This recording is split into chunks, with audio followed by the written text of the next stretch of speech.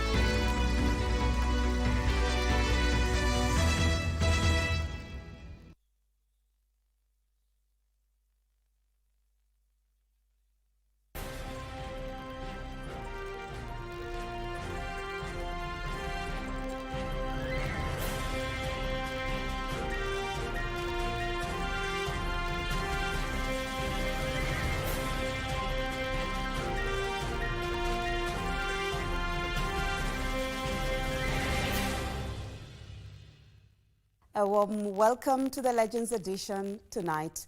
We bring you the latest from the National Police Service, where a major development from the National Police Service after days of uncertainty. The service has now confirmed that the nationwide recruitment exercise aimed at bringing on board a new 10,000 new police constables will officially kick off on Monday, the 17th of November 2025. All that coming up in this bulletin, but first a look at the highlights.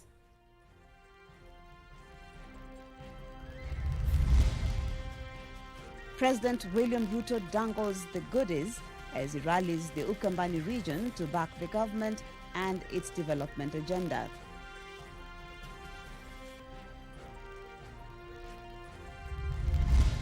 Kiti ambacho nyinyi mnamenipatia ya kuongoza ODM kuwa party leader ya ODM, nitaendelea vile Raila alikuwa anaendelea. A bittersweet orange.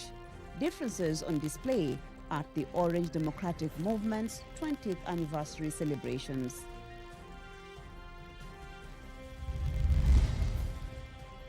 And Kenyan Lionesses humble Ivorians at the start of the Africa Women's Sevens Cup.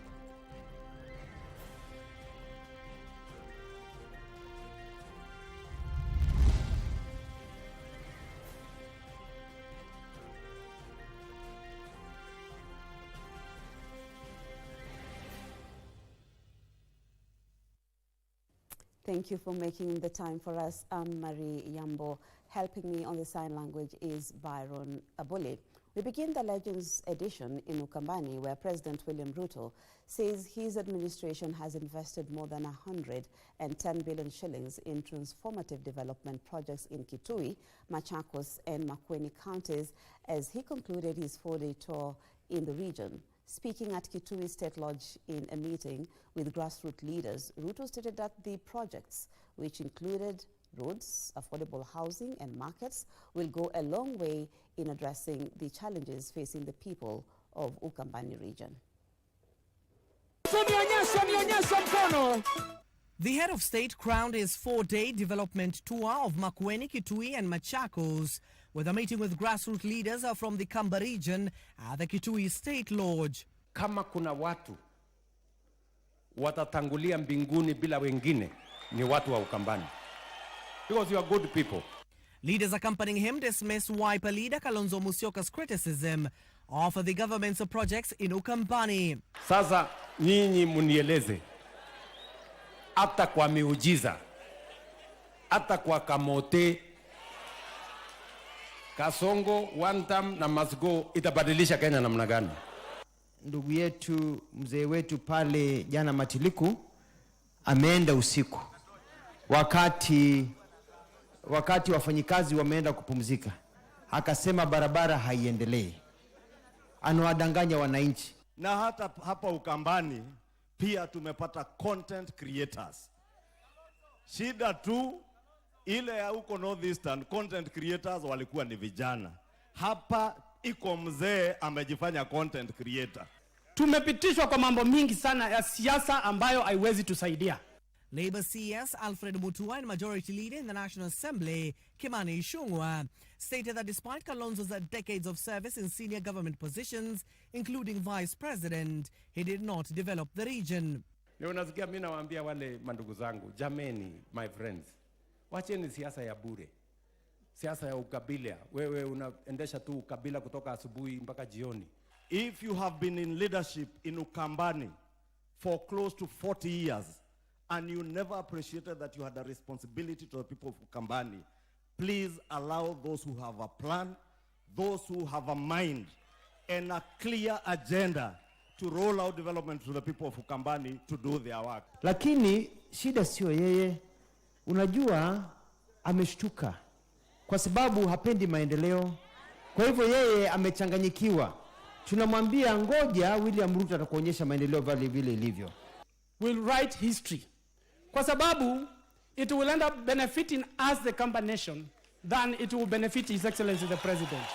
He further drummed up support for key projects the government is implementing in Ukambani, including 110 billion shillings in transformative development projects. Kama mimi ningekuwa mtu muoga, watu wamepika kelele, wamepika maandamano, wameniita Zakayo, mimi nitoroke, tungekuwa tuna hii mijengo yote inaendelea kwa hii dunia. Kusikue na kuna sehemu ya Kenya imewachwa nyuma ati kwa sababu ya siasa. Kwa sababu siasa ni tofauti na mambo ya kuendesha serikali. Of this, 64 billion shillings will cater for 44,000 affordable housing units, 15,000 bed student hostels, and 39 fresh produce markets. 600 kilometers of roads will be upgraded at a cost of 30 billion shillings in the first phase of an ambitious program to enhance connectivity, boost trade, and open new economic frontiers. Thwake Multipurpose Dam will get 9.6 billion shillings for its completion to enhance access to water for domestic use, irrigation, and industrial development in the 3 counties. With President William Ruto concluding his 4-day tour of the Ukambani region, he has urged the residents to support his administration in order to achieve the bottom-up economic transformation agenda ahead of the 2027 polls. Abdiaziz Hashim for Legends Edition. Thank you, Abdiaziz Hashim, reporting there from Ukambani region. Now, the united opposition is calling on the government to listen to the clergy's advice against bad governance. Speaking during the ordination of Pastor Dorcas Rigathi as Reverend in Nyeri, Kalonzo Musyoka, Fred Matiang'i, among others, lauded the church for taking a position against corruption in the government. Meanwhile, People's Liberation Party leader Martha Karua has accused the Kenya Kwanza administration of focusing on politics instead of delivering its promises. The united opposition leaders graced the ordination of Pastor Dorcas Rigathi as Reverend in Nyeri County, where they rallied the church to be firm in correcting the government. And therefore, church assembled here today, take your position. The Kenyans who are oppressed, the overtaxed Kenyans, the ones who are crying loud, the ones who have been abducted and killed, these are not ordinary times. And I normally tell people, for us in the secular world, these are very dangerous people because we are going to look for votes from all these people. These ones are ordained by God, and when they speak, we had better listen. And I want to ask our national leaders, His Excellency, our President, and the government, please listen to the clergy, listen to the religious leaders of our country. When you're called to be the president of the Republic of Kenya, and you have that calling to the highest office in this land, some of us, all of us here, Kalonzo, Huyu Matiang'i, Rigiji mwenyewe, we're aspiring to go to that office. But if you're blessed to hold that office, just the way Reverend Dorcas has been told here today, to that high office, you must also hold that office with honor and dignity. Elsewhere in Tana River County, People's Liberation Party leader Martha Karua has accused the Kenya Kwanza administration of focusing on politics instead of development. Hii serikali ya KK na broad based inajali masilahi yao wenyewe, ya viongozi wenyewe na sio ya wananchi. Mkinipatia kura zenu 2027, pia mimi nitakuwa one term. Kwa nini? Asante mama. Ni sawa. Ndivyo watu waelewe uongozi sio title deed. And campaigns for November 27th by-election have intensified, with National Assembly Leader of Majority Kimani Ichung'wah rooting for UDA candidate for Narok Town Member of County Assembly Kanyinge Kudate.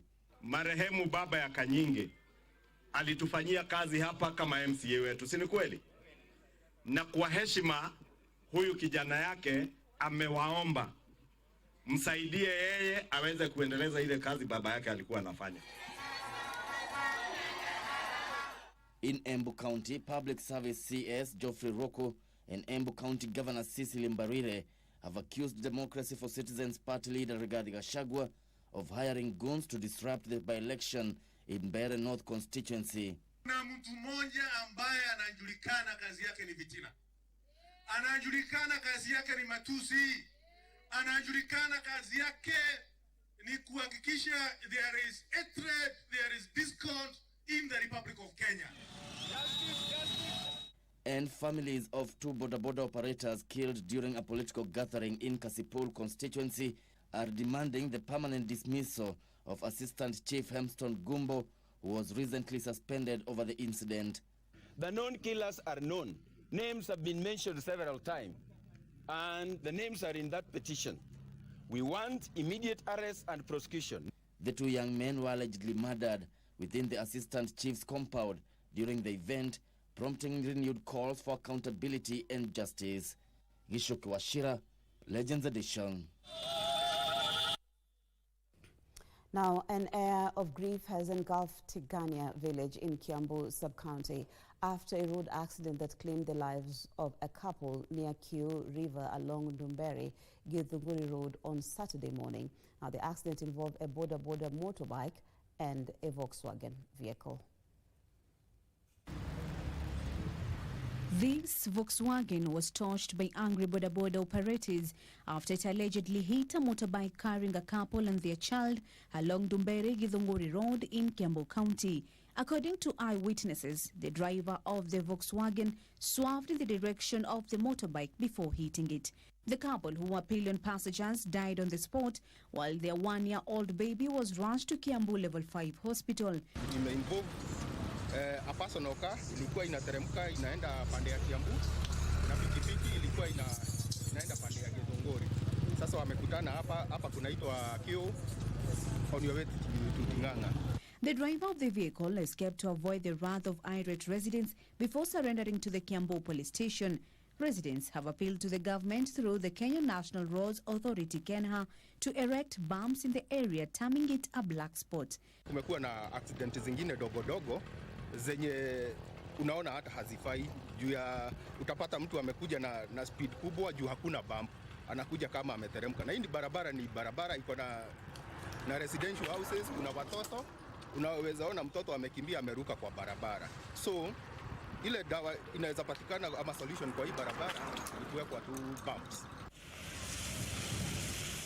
Fire engines from Kiambu County government spent the better part of the day clearing the debris, causing a snarl-up along the busy road. The bodies were taken to the Kiambu Level 5 Hospital mortuary, awaiting post-mortem. Kasichana Masha, Legends Edition. The National Police Service has announced that the nationwide recruitment exercise targeting 10,000 new police constables will commence on Monday, the 17th of November 2025. The announcement comes hours after the High Court suspended last Monday's decision halting the exercise. The National Police Service has called on qualified Kenyan youth to apply for recruitment into the exercise. The NPS has now confirmed that the one-day exercise will go on as scheduled on Monday, November 17th, 2025 from 8 a.m. to 5 p.m. across all 427 recruitment centers countrywide. The successful candidates will form a new cohort of officers expected to drive ongoing reforms within the service. In its statement, the National Police Service also addressed past concerns over corruption during recruitments, noting that anyone attempting to engage in bribery, whether giving or receiving, will face the full force of the law. The recruitment of 10,000 new constables has been stalled by legal battles. On Friday, November 14th, 2025, Justice Bahati Momue of the High Court lifted orders that had halted the exercise and directed that the applications filed by Eliud Matindi and the Attorney General be heard together on Monday morning, the 17th of November 2025.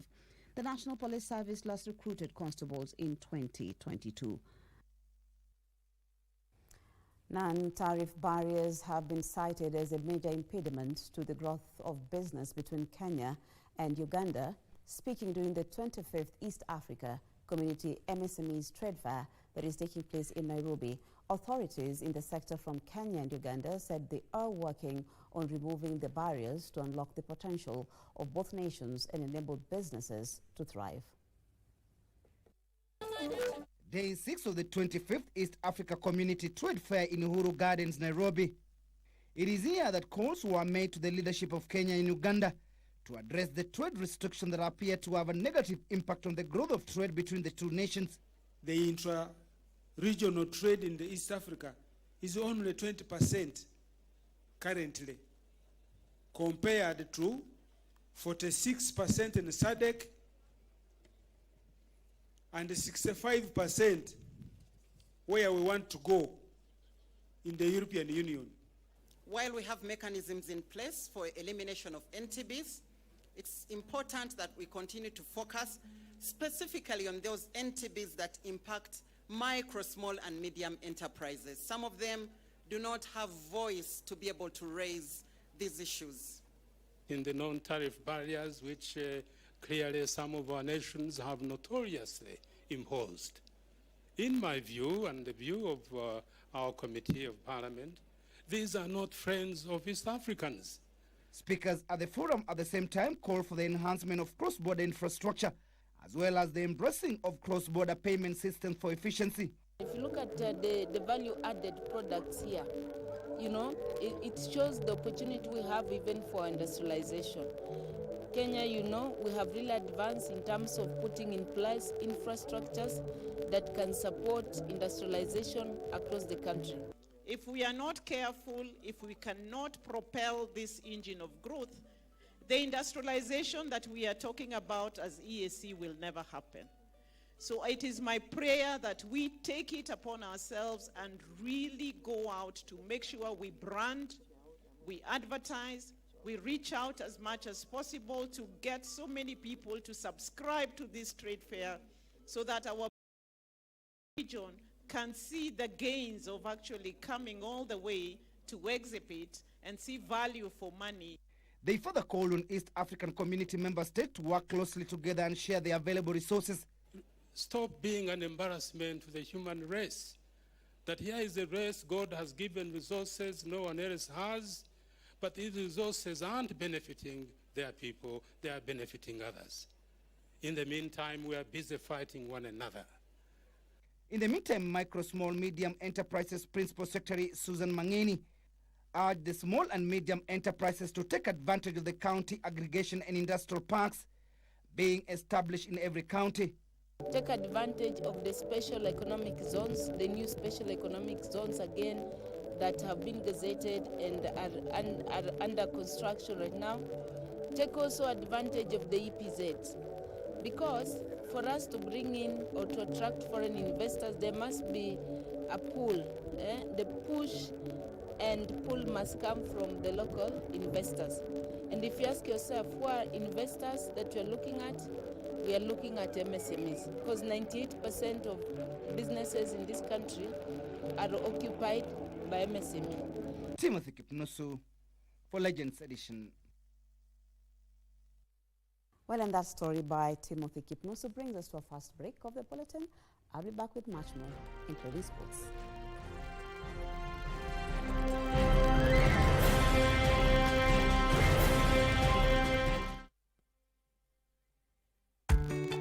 East Africa is converging in Nairobi. The 25th East Africa MSMEs Trade Fair is officially underway at Uhuru Gardens, bringing together over 3,000 enterprises from the 8 East Africa partner states, showcasing the very best in innovation, creativity, culture, and enterprise. Come explore groundbreaking products, connect with entrepreneurs from across the region, and experience 10 days of vibrant trade, culture, and opportunity at the Uhuru Gardens, Nairobi. Entry is absolutely free. See you there. Got the fear of missing out? Want to keep up with all the latest entertainment news and latest celebrity gossip? From the latest rumors to popping events to the newest fashion trends, here is where you get all the tea or juice when it comes to entertainment, and you get it served on time. All that and so much more on Grapevine every single Monday only on KBC Channel 1. Remember, if you did not see it on Grapevine, then it most probably never happened.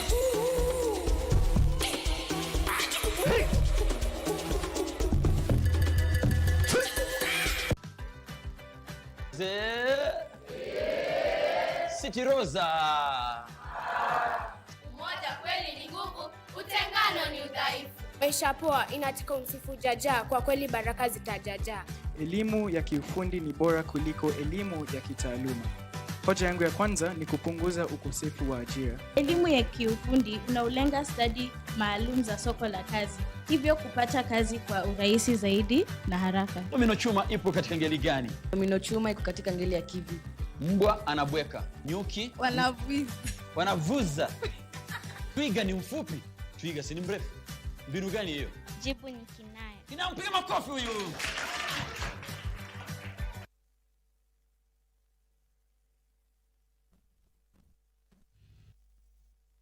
Thank you for staying with us. We continue with the news where the East African Legislature has ignited a storm within the Orange Democratic Movement Party by calling for fresh elections to enthrone a new party leader. Addressing the ODM anniversary celebrations in Mombasa, Winnie said the party's working arrangement with UDA is complicated and only the people can decide who replaces Raila Odinga as the go-between. However, in a rejoinder, Senator Oburu Odinga has vowed to take over the party's mantle with courage and determination to achieve what Raila Odinga had envisioned.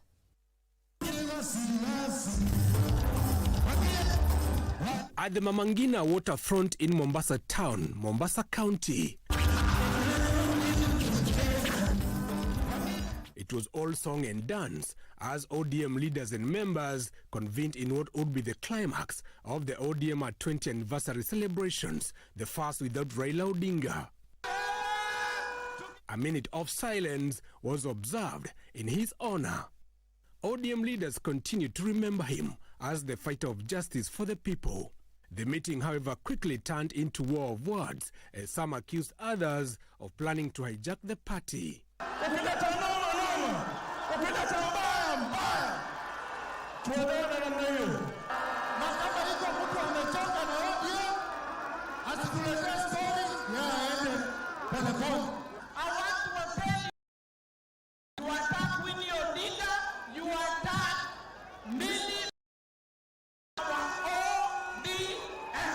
Secretary General Edwin Sifuna said the differences should be addressed in the National Delegates Conference, sentiments backed by the Yala MP Winnie Odinga, who also challenged the party to hold elections to choose their new leaders democratically. Kuna swali moja tu ama mbili ambaye tuna mtazamo tofauti. Na hiyo swali ningeomba viongozi wa ODM sasa tusikize hao watu wamekaa kwa tenti hao.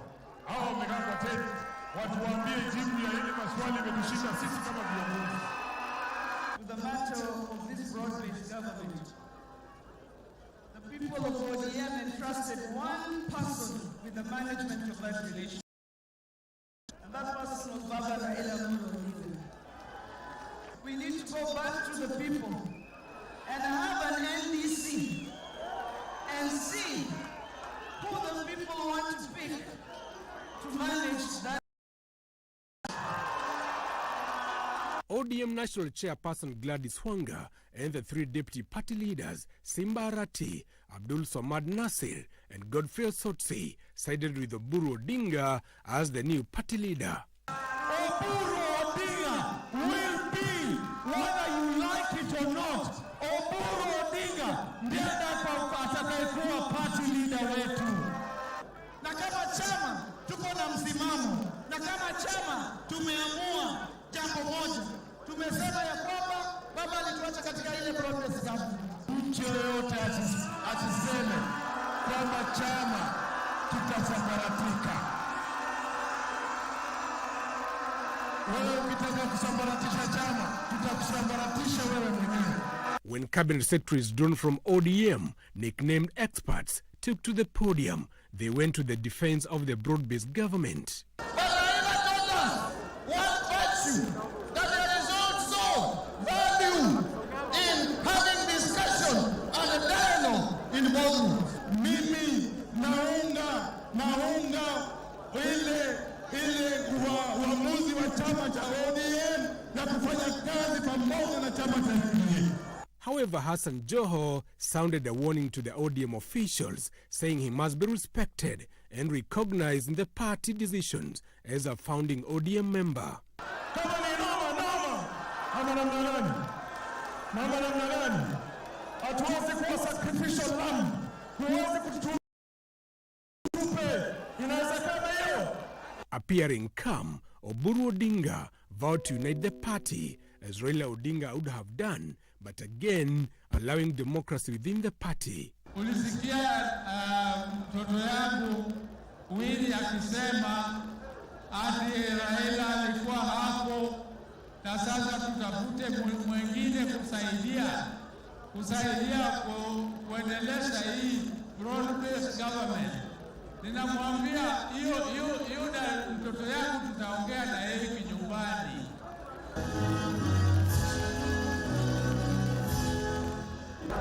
With cracks emerging within the Orange Democratic Movement, various leaders want the party to hold the National Delegates Conference to begin to chart a new political discourse after the departure of former Prime Minister Raila Odinga, especially on the engagement with the government in the broad-based arrangement.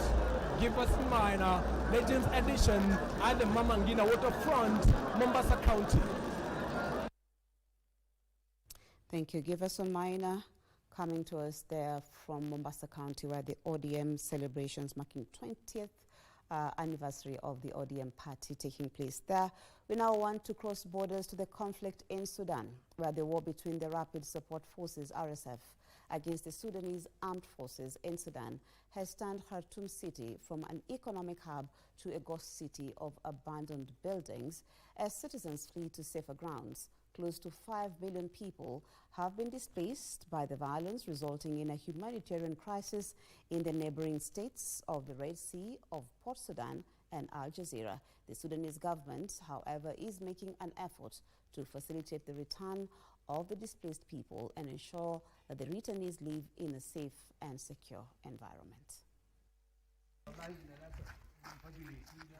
As you walk through the shattered streets of Khartoum, the scars of nearly 2 years of conflict are unmistakable. Destroyed buildings, burnt-out vehicles and deserted neighborhoods reflect the scale of devastation inflicted by the fighting between the Rapid Support Forces and the Sudanese armed forces. The militant attacks on key government installations and the manufacturing sector have wiped out jobs and deepened poverty. Here we have difficulty in living, getting food, the cooking materials like the cooking charcoals, the cooking gas, difficulty in getting the water. It is very difficult here to find everything for living. But in Khartoum, it was very easy for us. According to UN reports, close to 5 million residents were forced out of Khartoum.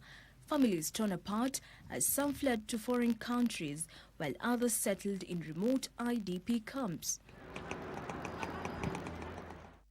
When the Rapid Support Forces took control of parts of the city, They destroyed critical infrastructure including airports, hospitals, electricity plants, parliament buildings, oil refineries, places of worship, bridges, hotels, museums and residential blocks. Now, as you see, all the residents outside is totally dark. The people can't come back because no electricity. No electricity, that means no water. No water, no electricity, that means no life.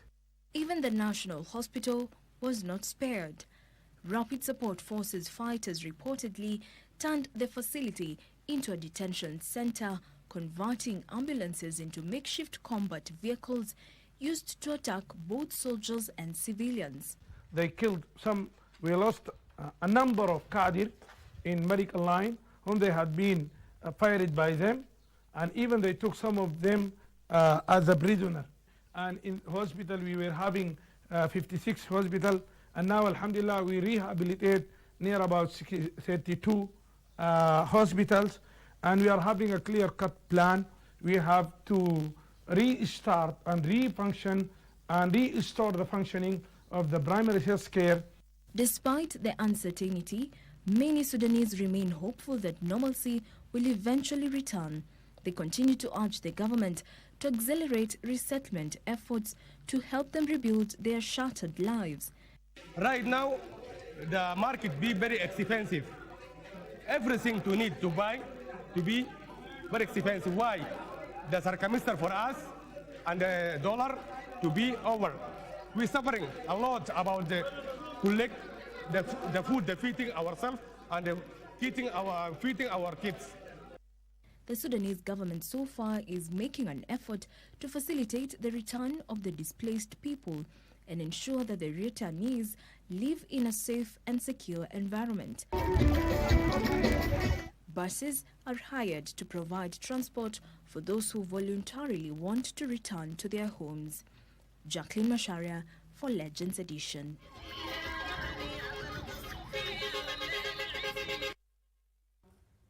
We now head to the counties where residents of Kiunga, Lamu County, have protested a rise in alleged abductions. Elsewhere, civic groups in Homa Bay County have vowed to continue their countrywide civic education campaign across the region. Ian Zive with this and more stories from our county news.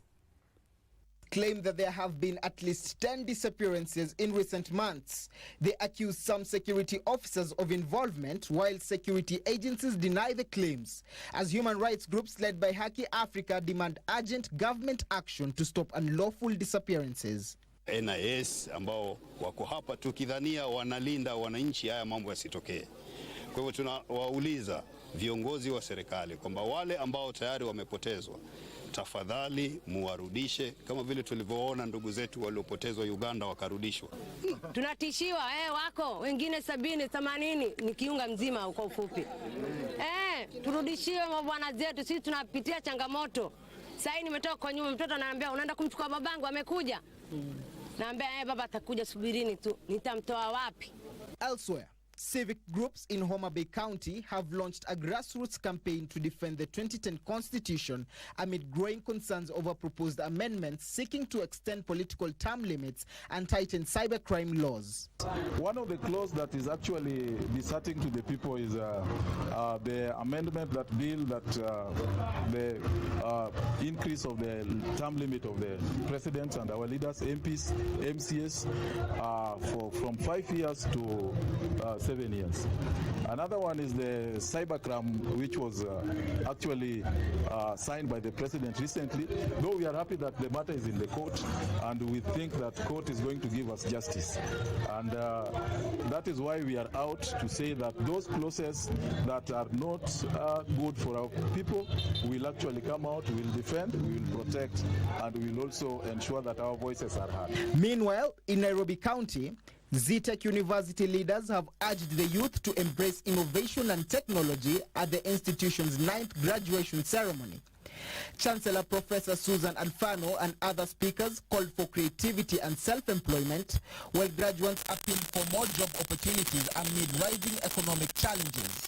To graduates from business, technology, engineering, media, hospitality, education, and the arts. Each of you holds a unique role in inventing a sustainable, equitable Kenya. The young people in this country, we have a lot of potential. All we need is an opportunity to showcase what we can do, especially in this digital era whereby we have so many students who have pursued media, so many people who have got the wisdom on how to utilize AI. Allow us to work with you to come forward and, educate even the young people who are behind us. There are so many ways that you can create job opportunities for us, and I hope that the same God who has helped us to complete our university education is the same God who will help us to get those job opportunities. Still in Nairobi County, the Tukuza Award 2025 has partnered with Buta Gardens to reward funds. The 5 winners set to enjoy a 3-day staycation and runners-up receiving discounted rates. The gala takes place on November 29th at the KBC Online. Kushirikiana na Buta Gardens kumaanisha kwamba tutaweka kwamba nafasi kubwa sana kwa washindi wa mwaka huu, ili kuonyesha kwamba Tukuza hatutoi kwa washindi tuzo tu peke yake, bali tunaangalia kwamba wanapata pia nafasi kubwa sana ya kukuja huku holiday na kujienjoy. Ian River for Legends Edition, Nairobi.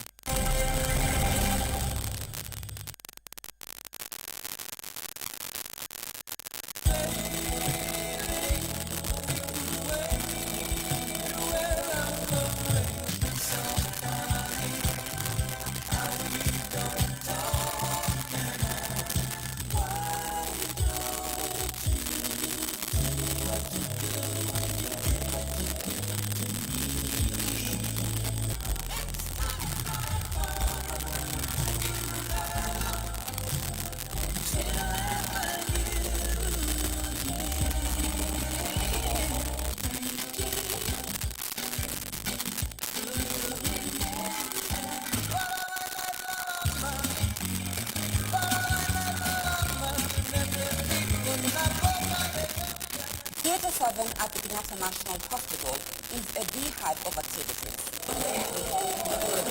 bringing together highly specialized surgeons, cutting-edge technology, all with one mission, to give Ian a new lease of life.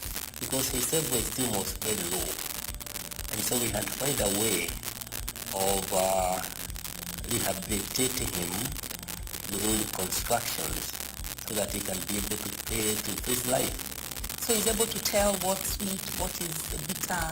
Yeah, just watching this child enjoy the basics of life has been so inspiring.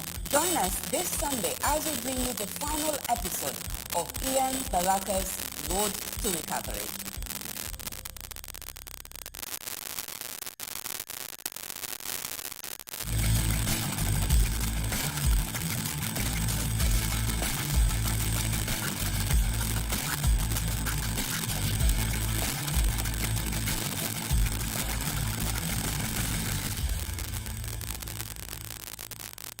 Welcome back. We are now ready for sports, Bernard. Thank you, Barry. This is the Legends Edition, as we know about sport to be a weekend. So we begin with rugby, where the National Rugby 7 Team Kenya Lionesses are through to the main quarterfinals of the Rugby Africa Women's Sevens Cup tomorrow, where they face Zimbabwe at their home ground. They began their campaign in scintillating fashion by thrashing Ivory Coast 44-0 at their field ground here in Nairobi. Now the Lionesses added more sales to an injured Ivory Coast side that had not yet recovered from accumulating 57 million loss to Ghana in their opening match. Lionesses got their game going in the third minute when Janet Okello touched down twice as Kenya took a 10-0 lead.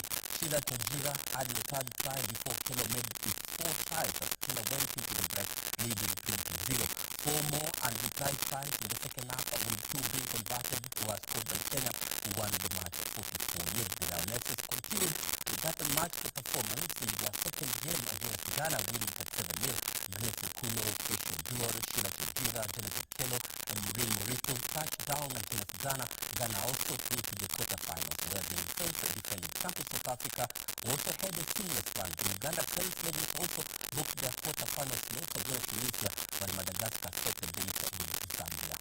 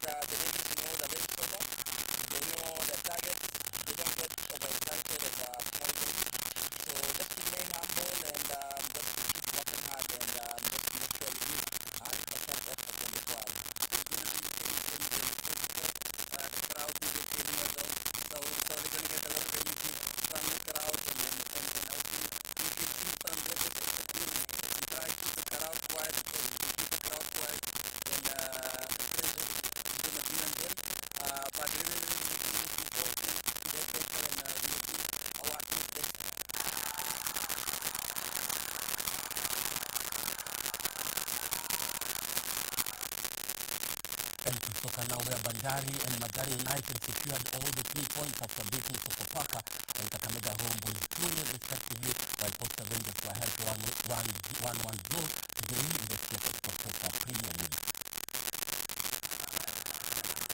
But that's the here for 7 minutes this season. After this Atoritas race gave them a 2-0 lead against Sofapaka at Mbaraki Sports Club.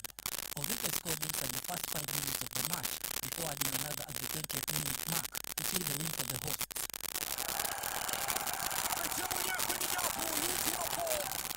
Mathare United ended the 3-game winless run after they beat Kakamega Homeboyz 2-0 at the Kasarani Stadium, thanks to a 53rd minute Eugene Ochieng own goal before Donald Ange doubled the lead. Posta Rangers and Marahiga shared the points after 1-1 draw today at the Kasarani Annex. Posta Rangers took the lead through Brian Otieno just before halftime, before John Openda converted a penalty for Marahiga in the second half to level the scores. Tomorrow, the defending champions Kenya Police will face Tusker in a top-league match, while AFC Leopards will host Murang'a Seal. APS Bomet will be at home against Ulinzi Stars. Sean Mia for Legends Edition. Now to athletics, where Jacqueline Chintai and Gaspar Amboye were crowned champions of the inaugural Dunsa Mini Marathon, which attracted 400 participants. Chintai timed at 58 minutes and 40.20 seconds to win the ladies 10-kilometer race, while Amboye clocked 33 minutes 6.2 seconds to secure the men's title. Frederick Moki has the details.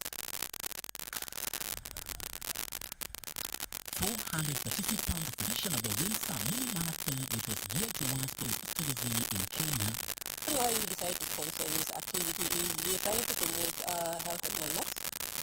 Everybody is strongly believe in promoting the healthy fitness, community spirit, and sponsoring this marathon is our way of encouraging fitness. In the 10-kilometer men's race, Gaspar Amboye emerged victorious in 33 minutes 06.2 seconds, followed by James Kiawe in 34 minutes 57.9 seconds. Maoya Kurihara finished third. The women's 10-kilometer race was won by Jacqueline Jamitai in 58 minutes 80.20 seconds. She was followed by Njeri Laria, while Akirti Bandari finished third. In the 5-kilometer race, Dylan Wafula was crowned men's champion, while Abigail Ayuma won the women's title. The organizers of the mini marathon are very pleased to host the championship every 4 months to promote sports and sports tourism in Kenya. Race kwangu ilikuwa poa, ilikuwa fiti, hata kama kulikuwa na challenges, nilikuwa naona kwamba kuna ni wakubwa wanaweza kushinda. Race ilikuwa poa na si mara ya kwanza kukimbia, but ni mara ya kwanza kukimbia 5 kilometers na I'm proud of myself.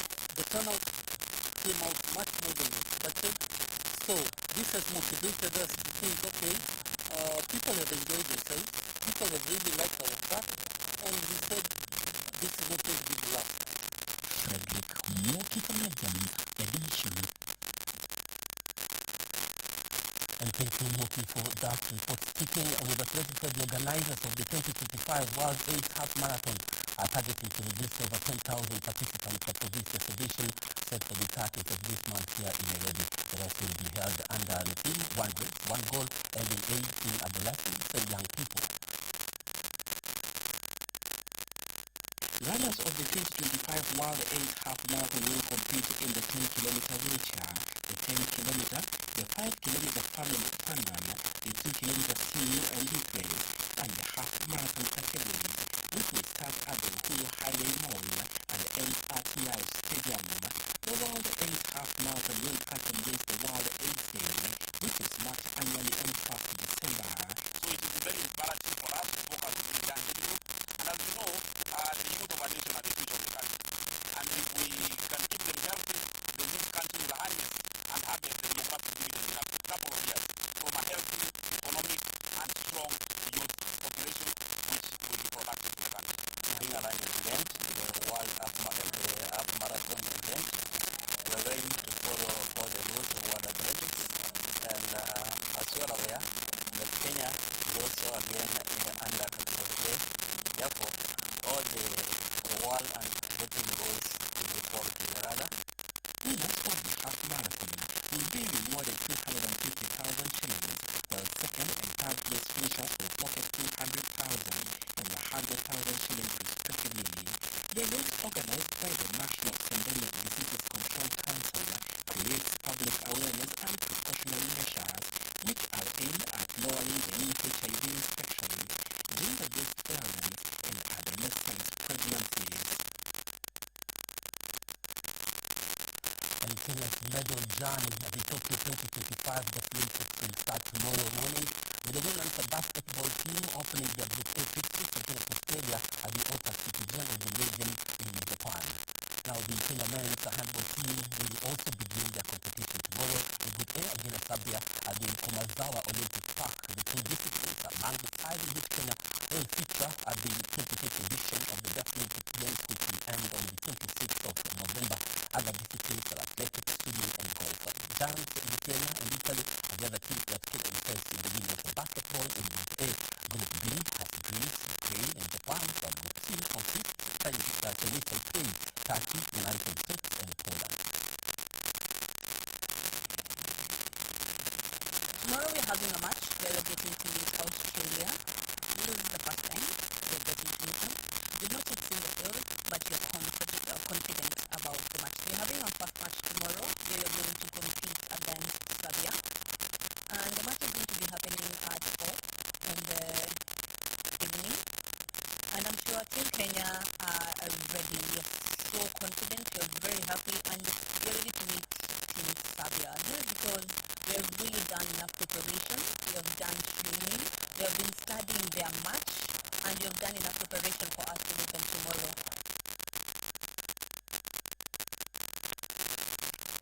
Elsewhere, Harambee Stars have shifted their attention to their second friendly match against Senegal after suffering 1-0 defeat against Equatorial Guinea yesterday at the LA Complex Stadium in Turkey.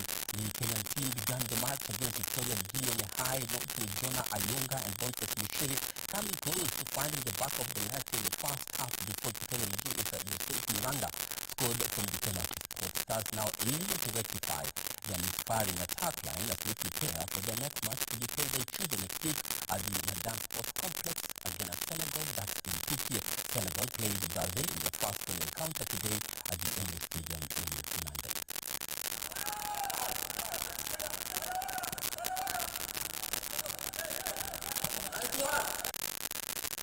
And the worldwide scholarships inaugural soccer South culminated today at the Mzindogo grounds in Nairobi. The initiative, held for the first time in the country, aims to provide athletic scholarships to high-performing athletes across all sports and scholarships to high-performing students.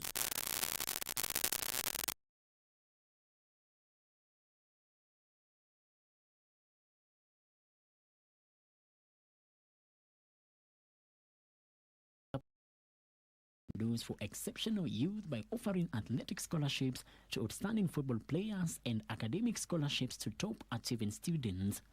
Organizers expressed optimism about Kenya's growing potential in football, with calls for international exposure and educational advancement. Frederick Moki for Legends edition.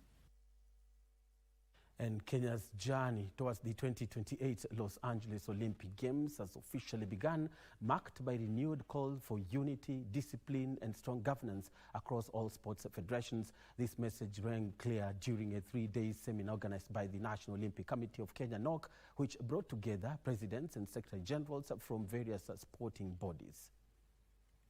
Held under the theme Getting the Basics Right for LA 2028 Olympic Games, the seminar served as a crucial platform to reflect on Kenyan sporting ambitions and the collective effort required to achieve them. We have competitions next year, Youth Olympics that will be held in Dakar, and then thereafter we have also now the Olympics coming in LA 2028. And it's important to start early. So this is about planning and trying to understand what programs the federations have so that we can see how National Olympic Committee can support them, and also working very closely with the national government. Participants engaged in discussions on governance, collaborations, and the strategic preparations needed to position the countries for success on the global stage. My job is simple. It's to represent the views of the athletes from all 30 federations. It's to actually give them, those who need education, actually to tell them please to go to school, to actually inform and represent their views on, on their well-being to their federation and to National Olympic Committee. My work actually is not to fight. My work is to just represent their views, make sure they're happy, they're comfortable, and the like. A key voice during the seminar was Sports Community Secretary Salim Mvurya, who underscored the importance of unity within the sports fraternity. We want the federations to comply, to align, to make sure that they manage resources responsibly in a transparent and accountable manner, because we have engaged the private sector as well. And the private sector are willing to support the various disciplines and the various federations. But they are asking us questions. They don't want their brands to be soiled by activities and actions of others. This is about sports. This is about sports, and without cohesion, without pulling together, without working together as a team in a federation, then there is nothing. The person who feels the pinch or the pain is the athlete.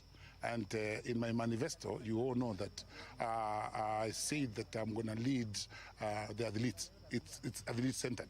So for me, the athlete is very important. But you cannot access this athlete unless you pass through the presidents and secretary generals.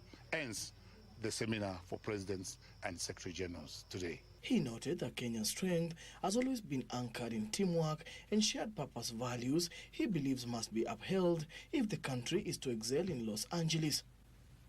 According to Mvurya, sports federations must work in harmony, placing the national interest above the personal or political agendas.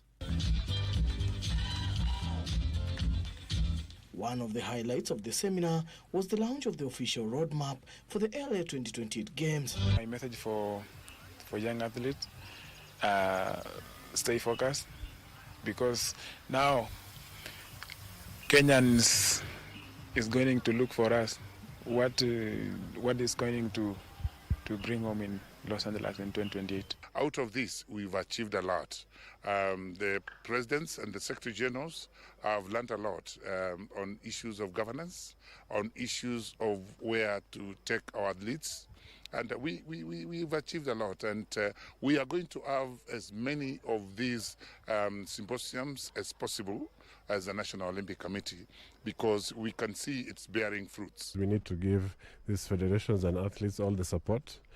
And so we'll be talking about, of course, sports science, sports medicine, facilities. We're looking at also now working with Kenyatta University so that we can have a high-performance center, so that our athletes have the best facilities equal to any other country around the world, so that they can prepare adequately, and so that we can have more federations qualify and more athletes qualify. And of course, the main aim is also to win more medals than in 2024. The roadmap outlines Kenya's strategic path towards the Olympic, detailing expectations for federations, performance benchmarks, and the necessary preparations over the next 4 years. And thank you, Dan, for that report. And to boxing, where boxer Javan Buyu is ambitious and adamant on achieving his dream to set records and to be a role model for upcoming juniors who want to take the path of boxing. Now, on the 29th of this month, he'll be fighting his 5th bout and wants to win to keep his 100% boxing record intact when he takes on Abdul Hakim. This is a boxer he faced when he began his journey of boxing on the 25th of May last year. The two will meet in the ring during the UFS Boxing Night of Boxing, hoping to not only win but to also box out mental illness. Javan Buyu is a Kenyan, very ambitious and talented. Boxer Javan Buyu is hoping to win his 5th straight bout when he takes to the ring to fight Abdul Hakim in one of the 7 UFS BXNG bouts set for November 29th at the Edge Convention Center in Nairobi. Funny enough, Abdul Hakim tulifight last year on debut. My debut na debut yake tulipatana na alinipea kazi ngumu. Tulikuwa tuna fight super feather. Abdul Hakim ni bondia shupavu kutoka Mombasa na ana uzoefu, lakini ile yenye nimekuwa nayo, nimekuwa nikiimprove from hiyo debut till side, na improve day in day out. atapata kibarua kigumu. The 6th-round lightweight bout will be a non-title fight, but one to raise mental health awareness. He fight na raise awareness to men who are open up now, speak out.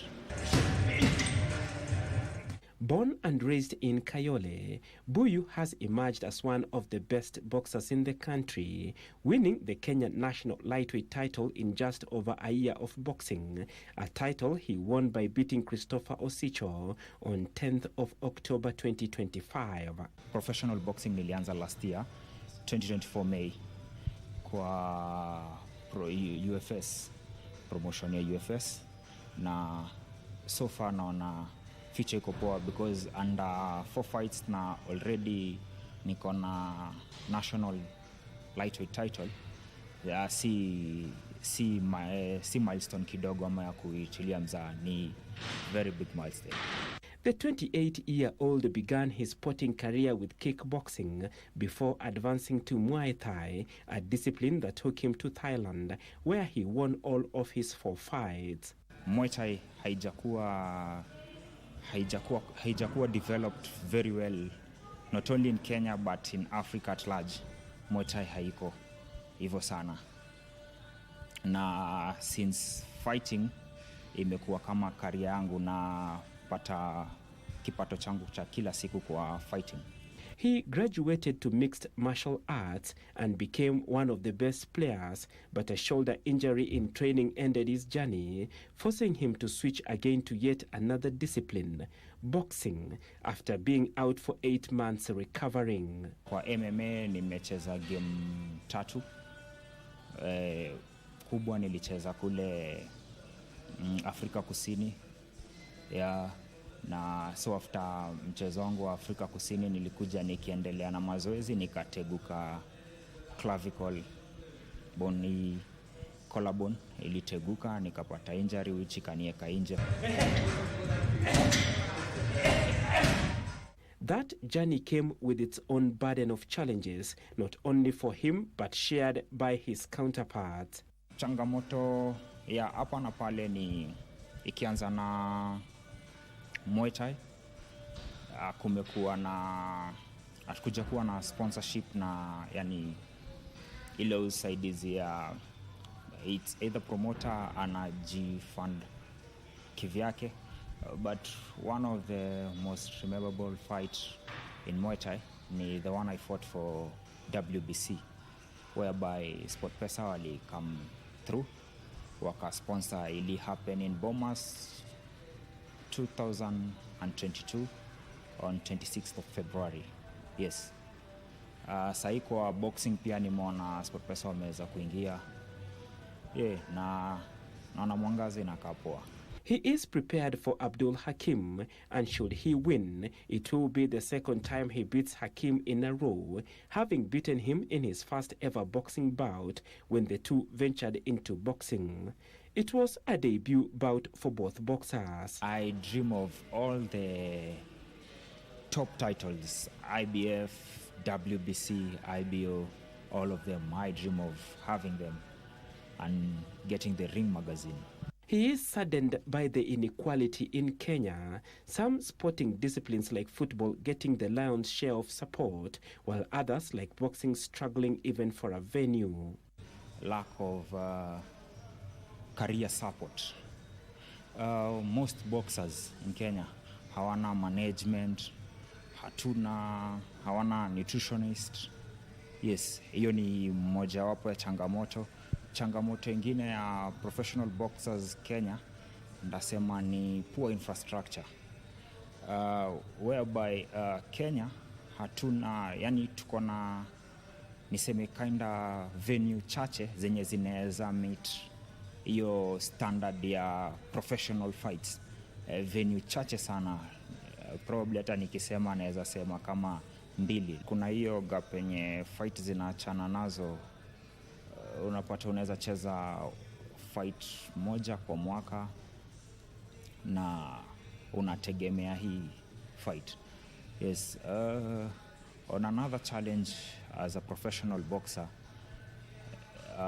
ndasema ni media and fans engagement, whereby boxing haipati coverage mob compared na other sports like football na athletics. Even with those challenges, Javan is still hopeful of winning more belts. So Kenya hapa tupati nafasi ya kufight top names kule, the big stars, the names, tupati exposure niseme, so naweza penda kupewa hiyo better exposure. He wants to be a role model to upcoming boxers, a name to look up to, just like he had a role model. I know the sky is the limit, but I would like to get to a point whereby young people or people who are doing boxing in Kenya, they are looking up to me. They want to achieve or to attain the heights I've attained or achieved. And if all goes well for him, Javan will retire from boxing in 3 years' time. After the fight, and I relax, ndakuwa around to. Barclay Feather, Legends Edition Sports. And thank you, Barclay Feather, for that report, and we wish Buyo all the best in his boxing bout that's coming up later this month. And that's how we wrap it up. But remember that this particular weekend, Kenya Lionesses beginning their quest for the continental glory at the ongoing Rugby Africa Women's Sevens Cup at the Arfield grounds with 2 wins from their 2 group matches. That means that they're through to the quarterfinals, main cup quarterfinals tomorrow. And of course, we hope that they'll go all through and win the title, as well as the one slot for the CAF World Cup 2026 qualifiers will be decided tomorrow when Nigeria faces Democratic Republic of Congo in the final of the playoff. But that's it from me. Thank you so much for watching. I'm Bernardo Kumu. Back to Marie Yambo. Thank you so much, Bernardo Kumu, for that update as far as the sports news is concerned. Remember, my colleague gave us on Maina is in Mombasa. There he is with the ODM party holding its 20th anniversary. And right about now, there's a dinner that has been prepared for the founding members. The president is also in attendance. We could actually listen to a little bit of what's happening there. Your Excellency, the President, our party leader, Dr. Oburu Odinga, the founder members of the party, the only party that I know I've grown through in my 18 years in politics. Na wanachungwa. ODM. ODM. From the onset, let me thank the founders. You gave us a vehicle, a promise to the founders, a promise to the ODM fraternity that we will stand for the principles that you people you founded our party in. Number 2. Well, that's why we conclude the Legends edition tonight. Thank you as always for your time and your company. My name is Marie Yambo. Of course, helping me on the sign language was Byron Aboli. Do have a good night.